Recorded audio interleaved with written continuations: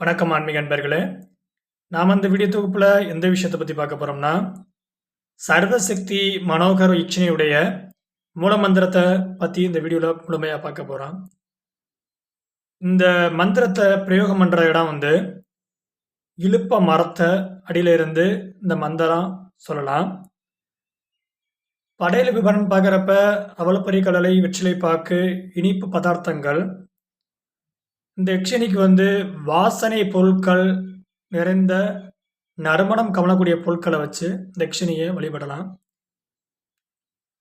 சகல காரியத்திற்கும் சித்து விளையாட்டுகளுக்கும் இந்த யக்ஷினி அதீதமாக உதவும் தன்மை படைத்தது. இதற்குரிய மந்திரத்தை இதோ பார்க்கலாம்.